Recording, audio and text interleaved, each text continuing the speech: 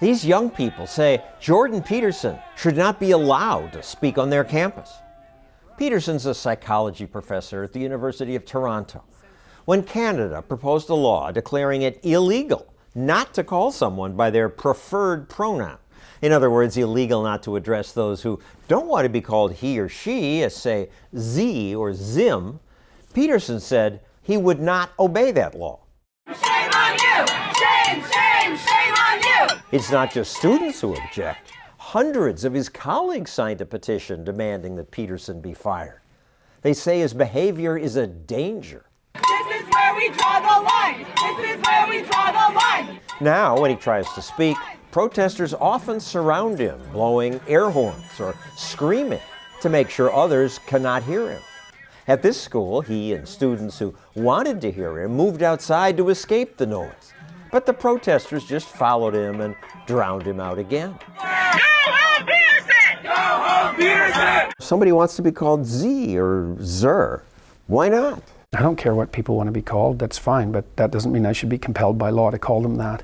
The government has absolutely no business whatsoever, ever, governing the content of your voluntary speech. But if I personally said, I'd like you to call me Z or Zen. We could have a conversation about that, just like I would if you asked me to use a nickname, for example.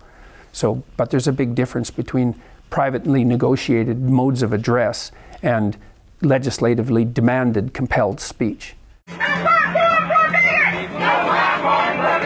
Protesters call Peterson all sorts of names. They've called me lots of things. Hitler, that was one. Trans rights are human rights! The fact that it has to do with transgender people is virtually irrelevant. The issue is compelled speech. Peterson handles the protesters well. And you look pretty calm while they're screaming at you. Yeah, well, better to be calm. Best to let the unreasonable opposition speak, because they manifest themselves as unreasonable, and then everyone can see it.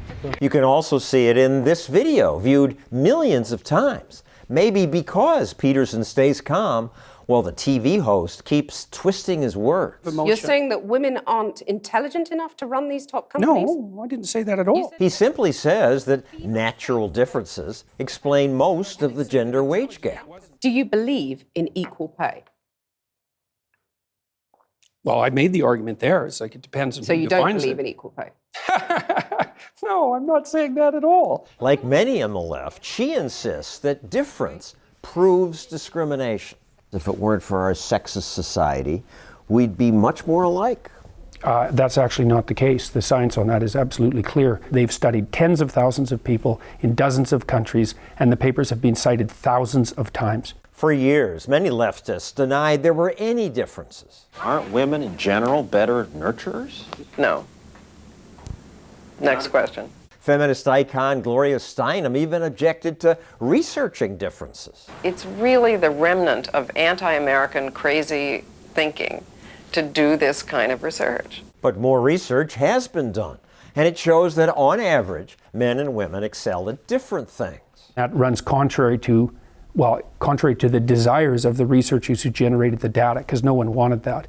It came as a shock to everyone, but that's how it is.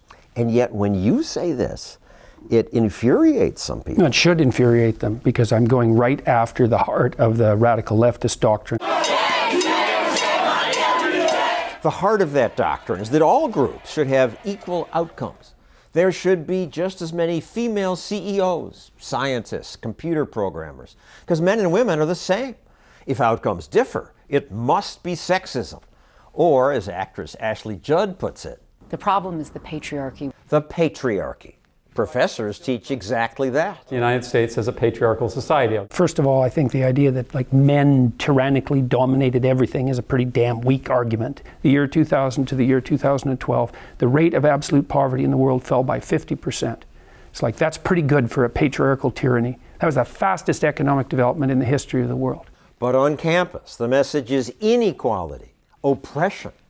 Students major now in social justice. Disciplines like women's and ethnic studies, which are corrupt right to the core. I pledge to use they and them when I do not know someone's pronouns. They're out to produce radical leftist activists, by their own admission. All you have to do is go to the websites of these disciplines and look at how they advertise. Social justice is different from justice. Social justice generally means justice for groups of people. It assumes every group, men, women, blacks, whites, should have the same income, job preference, everything. Peterson says this is an idea that comes from Marxist professors.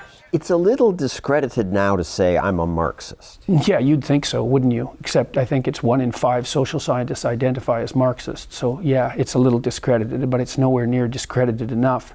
It should be as discreditable to say that you're a Marxist as it is to say that you're a Nazi. It isn't.